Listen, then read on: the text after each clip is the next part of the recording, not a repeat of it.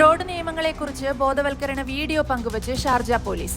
രക്ഷാപ്രവർത്തനത്തിനായി പോകുന്ന എമർജൻസി വാഹനങ്ങളുടെ സുഗമമായ യാത്രയ്ക്ക് തടസ്സമുണ്ടാക്കുന്ന ഡ്രൈവർമാർക്കെതിരെ കടുത്ത നടപടി സ്വീകരിക്കുമെന്ന് ഷാർജ പോലീസ് മുന്നറിയിപ്പ് നൽകി. അടിയന്തര ആവശ്യത്തിനായി പോകുന്ന വാഹനങ്ങൾ കടത്തിവിടാത്ത വാഹന ഉടമകൾക്ക് 3000 ദിർഹം പിഴയും 6 ബ്ലാക്ക് പോയിന്റും ശിക്ഷ ലഭിക്കും. 30 ദിവസത്തേക്ക് വാഹനം കണ്ടുകെട്ടുകയും ചെയ്യും. സൈറനുള്ള ആംബുലൻസോ അഗ്നിശമന സേനയുടെ വാഹനങ്ങളോ കാണുമ്പോൾ അവയെ കടന്നുപോകാൻ അനുവദിക്കണമെന്നും ഷാർജ പോലീസ് വീഡിയോയിൽ പറയുന്നു. ചുവപ്പ് സിഗ്നലിൽ വാഹനം നിർത്തിയിട്ടിരിക്കുന്ന ഘട്ടത്തിൽ ഒരു എമർജൻസി വാഹനം പിന്നിൽ നിന്ന് വന്നാൽ വാഹനം ഓടിക്കുന്നവർ ചുവന്ന ലൈറ്റ് മറികടക്കാതെ കാൽനട യാത്രക്കാരുടെ ഭാഗത്തേക്ക് ശ്രദ്ധാപൂർവം നീങ്ങി നിന്ന് എമർജൻസി വാഹനത്തെ കടന്നുപോകാൻ അനുവദിക്കണം.